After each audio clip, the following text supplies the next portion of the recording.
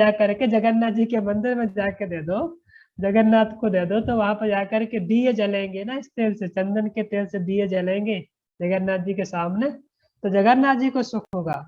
तो जो जगदानंद पंडित का मेहनत है वो भी सफल हो जाएगा। भगवान के दिए जलेंगे इस तेल से, तो फिर आपको परम सुख होगा, उनके लिए उनका भलाई होगा, ऐसे बोले। यही कथा गोविंद जगदानंद कहला, मौन करी रहेल पंडित किछु न कहला। ऐसे ऐसे जब चैतन्य महाप्रभु ने कहा गोविंद को कि गोविंद ऐसा ऐसा करो, और गोविंद ने जाकर के वही कथा किसको सुना दी, जगदानंद को। जगदानंद को बता दिया कि देखो महाप्रभु ऐसा ऐसा बोल रहे हैं कि इस तेल को ले जाओ, सन्यासी को ऐसा तेल नहीं लगाना चाहिए, बहुत कॉस्टली और बहुत सुगंधित तेल नहीं लगाना चाहिए, एक काम करो इसको ले जाओ और जाके जगन्नाथ जी के मंदिर में दे दो, दिए जला दो, इससे भगवान के दिए जला दो। तो ये जब कथा कही जाके जगदानंद को, तभी देखो क्या होता है। दिन 10 गेले गोविंद जनाइल आर बार, पंडित रे सतेल प्रभु करे अंगीकार। जब 10 दिन बीत गए तो गोविंद ने पुनः श्री चैतन्य महाप्रभु से कहा, जगदानंद पंडित की इच्छा है कि आप इस तेल को स्वीकार कर लें। तो मतलब तो 10 दिन बीत गए, तो फिर गोविंद ने सोचा कि महाप्रभु भूल गए होंगे शायद, कि वो थोड़ा सा, कि ठीक है अभी थोड़ा सा नॉर्मल हो गए होंगे, तब शायद लगा लेंगे तेल को। तो फिर से एक बार निवेदन किया। सुनी प्रभु कहे किछु सक्रोध वचन, मर्द या मर्द मर्द मर्दनिया एक राखे कारित्य मर्दन। जब महाप्रभु ने सुना तो उन्होंने क्रोध में आकर कहा, तो एक तेल मालिश करने वाला भी क्यों नहीं रख लेते जो मेरी मालिश किया करे। तो महाप्रभु बहुत गुस्सा में बोले, तो शर्म नहीं आते, बोला इस तेल को ले जाओ यहाँ से, आपको इतनी तेल लगाने की इच्छा है तो एक तेल वाला और जाके रख लो, यहाँ पे आकर के रोज मेरी मालिश करे। तो तुम्हारा तो तेल है ना, तुमको मालिश कराना, जाइए एक व्यक्ति और जाओ लेके आओ, तुम हमारे रोज मालिश करे, हम इसलिए यहाँ पे बैठे हैं। ऐसे गुस्सा करके महाप्रभु बोल रहे हैं उसको, गोविंद को डांट। यही सुख लागी आमी करी लो संन्यास, हमारे सर्वनाश तुम्हारा सवार परिहास। तुमको लज्जा आना चाहिए, भाई इसी सुख को लेने के लिए यहाँ पर सन्यासी बन के आया हूँ मैं, यही सब सुख लेने के लिए, यही सब तेल लगाने के लिए, मालिश कराने के लिए मैं सन्यासी बन के यहाँ पे आया हूँ, इसके लिए मैंने सन्यास लिया है। हमारा सर्वनाश है, मेरा सर्वनाश करना चाहते हो है? तो तुम चाहते हो कि इस तेल को लगाओ मेरा सर्वनाश हो जाए, और तुम सब लोग हंसी उड़ाओगे मेरी, है? देखो ये सन्यासी, हाँ ये सन्यासी देखो क्या, इसका नाश हो गया, नीचे गिर गया, या फिर मेरी हंसी उड़ाओगे। बहुत एकदम डांट दिया। प्रभुपाद जी लिख रहा तात्पर्य, श्री चैतन्य महाप्रभु ने अपने आप को दृढ़ सन्यासी घोषित किया। सन्यासी से किसी अन्य की सहायता लेने की आशा नहीं की जाती।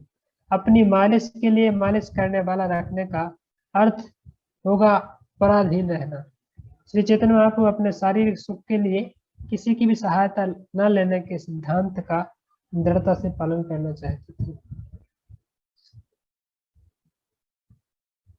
पथे आईते तेल गंध मोरे एव पावे, दारी सन्यासी करे हमारे कहिबे। यदि रास्ते से गुजरते हुए किसी व्यक्ति ने मेरे सिर के इस तेल को सूंघा, तो मुझे दारी सन्यासी अर्थात ऐसा तांत्रिक सन्यासी जो स्त्रियां रखता है सोचेगा। तो मतलब वो सोच रहे थे, तो बोले आपको शर्म आनी चाहिए, मैं रास्ते से गुजरूंगा तो मेरे सर से वो सुगंध जो जाएगी लोगों की नाक में, वो क्या सोचेंगे सन्यासी कौन सी स्त्री के पास से आया है, कौन सी स्त्री से मिलके आया है, उसके सर से सुगंध आ रही है इसके शरीर से, तो कोई खतरनाक स्त्री से मिलके आया है, तेल में लगाया है चर्च का मारे। महाप्रभु देखो क्या लोग कितना दे रहे हैं शिक्षा, क्या सुने, क्या सोचेंगे लोग ना कि कोई स्त्री के पास से आ रहा है सन्यासी। स्त्री रखता होगा। सुनी प्रभु रे वाक्य गोविंद मौन करिला, प्रातः काले जगदानंद प्रभु स्थान आयला। तो इस प्रकार से जब महाप्रभु ने गोविंद को बहुत भयंकर डांटा ना, तो गोविंद तो मौन हो गया, चुपचाप हो गया। उसने फिर दोबारा से रिक्वेस्ट किया नहीं। पर ऐसी बात को जब जगदानंद ने सुना कि महाप्रभु ऐसे गुस्सा हो रहे हैं, ऐसे ऐसा बोल रहे हैं, तो फिर दूसरे दिन जगदानंद स्वयं आते हैं महाप्रभु के पास, प्रभु के स्थान पे आते हैं मिलने के लिए। प्रभु कहे पंडित तेल आनिला गौड़ हाइते, आमी तो सन्यासी तेल ना पारे न लाइते। श्री चैतन्य महाप्रभु ने जगदानंद पंडित से कहा, हे पंडित, आप मेरे लिए बंगाल से कुछ तेल लाए हैं, किंतु सन्यासी होने के कारण मैं उसे स्वीकार नहीं कर सकता। तो जगदानंद, आप तो तेल लेके आए हैं चंदन का, पर मैं क्या करूं, सन्यासी हूं, मैं इस तेल को नहीं लगा सकता। जगन्नाथ देह लैया दीप दिन ज्वले, तो हमारे सकल सन हाई में सफले। तो एक काम करो जगदानंद, इस तेल को ले जाओ और जगन्नाथ जी के मंदिर में दे के आ जाओ। इससे जगन्नाथ जी को भी खुशी होगी, और उससे आपका भी जीवन सफल हो जाएगा, मेहनत आपकी सफल हो जाएगी। पंडित कहे कि तुम्हारे कहे मिथ्या भाणी, आमी गौड़ है तेले का बुना यानी। ऐसा सुना ना जगदानंद पंडित ने, तो बोले क्या तुम कुछ भी बक रहे हो। महाप्रभु को बोले जगदानंद, तो गुस्सा हो गए। ये साइड अभी तक तो महाप्रभु गोविंद के ऊपर चिल्ला रहे थे, और जगदानंद आए तो जगदानंद ने सुना कि क्या बोल रहे हो, कि जगन्नाथ जी को दे दो जाके। और जगदानंद टूट पड़े महाप्रभु के ऊपर, क्या तुम बोल रहे हो कि जाके वहां दे दो, इसके लिए मैं लाया हूं यहाँ पे। तो क्या मिथ्या वाणी, क्या बोल रहे हो उल्टा सीधा। इसके लिए मैं उतने दूर से इतना परिश्रम करके, इतनी मेहनत करके तेल लेके आया हूँ। हैं? आप ये झूठी कहानियां कौन कहता है, मैं तो बंगाल से तेल कभी नहीं लाया। अच्छा, तो ऐसा बोले कि कौन बोला ऐसा कि बंगाल से तेल लाया, मैं बंगाल से तेल नहीं लाया। जगदानंद ने ऐसा कहा। ये तो बलि घर है ते तेल कलश लैया, प्रभु रे आगे आले आंगी नाते थैलीला भांगिया। यह कहकर जगदानंद पंडित ने तेल का घड़ा कमरे से निकाला और श्री चैतन्य महाप्रभु के सामने इसे आंगन में फेंक दिया और तोड़ डाला। ले जगदानंद पूरा घड़ा जो भरा था तेल का, और यहाँ से ऐसे बोले लेगा कि धरती से मार दिया, ले नहीं लगाना तो जाना बाहर। तुम गुस्सा हो गए जगदानंद। तो कौन बोला तुमको कि मैं वहां से लाया, मैं तो घर से लाया था इसको। नहीं लगा हमने, मार दिया जमीन से।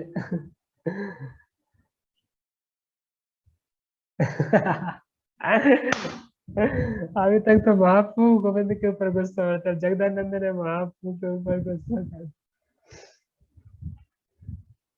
तेला भा थेला भांगी से ही पथे निज घर गया, और सुईला रहिला घरे कपाट खिलिया।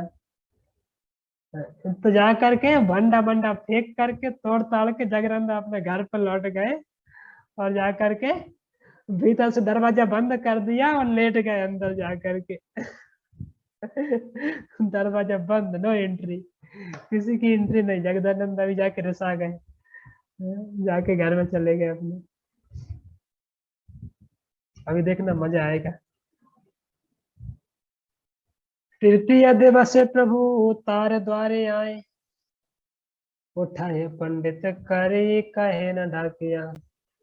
3 दिन बाद श्री चैतन्य महाप्रभु उनके कमरे के दरवाजे के पास गए और कहा, हे जगदानंद पंडित कृपया उठो। चैतन्य महाप्रभु को पता चला कि जगदानंद तो जा करके रिसा करके लेट गया है, वो उठ ही नहीं रहा है, 3 दिन से घर से बाहर ही नहीं निकल रहा है, अंदर से बंद करके रखा है, कोई जा ही नहीं पा रहा है अंदर। तो पता नहीं कहा पी रहा है कि सुसाइड तो नहीं कर लिया उसने जाके अंदर। पता नहीं क्या किया, किसी को कुछ खबर नहीं। तो महाप्रभु स्वयं गए उसको जगाने के लिए। वो कहा, क्या हुआ भाई, बाहर आओ। आजी भिक्षा दिवा आमाए करी अरंधने, मध्याह्ने आसेवयावे आए दर्शने। मैं चाहता हूँ कि आज आप स्वयं मेरे लिए दोपहर का भोजन बनाएं। अभी मैं दर्शन करने मंदिर जा रहा हूँ और मैं दोपहर को लौटूंगा। तो महाप्रभु ऐसे बोले कि आप, मैं चाहता हूँ कि आज मेरे लिए आप भोजन बनाओ, मैं अभी आऊंगा भगवान के दर्शन करके जगन्नाथ मंदिर से। ये तो भले प्रभु गेला पंडित उठिला, स्नान करी नाना व्यंजन रंधन करिला। ऐसा जब सुना जगदानंद ने तो वो उठ करके और फिर स्नान करके और बहुत प्रकार के व्यंजन बनाए और बहुत अलग अलग प्रकार के महाप्रभु के लिए व्यंजन पकाने लगे। मध्याह्न करिया प्रभु आइला भोजने, और पाद प्रक्षालन करे दे लेने आसने। तब दोपहर हुआ तो महाप्रभु आए उनके घर पे, तो उनको भोजन करने के लिए पहले पाद प्रक्षालन किया, उनके चरण कमलों को धुलाया, उसके बाद उनको बैठने के लिए आसन दिया। सघत साल्यत्र कला पाते स्तूप कैला, कला रे ढोंगा भरी व्यंजन चौधरी के धरला। उन्होंने घी डालकर महीन चावल पकाया था, उसे केले के पत्ते पर ऊंचाई तक ढेर बनाकर रख अभी क्या किया, बोले बेटे वैसे नहीं मानोगे तो ऐसे बनवाए।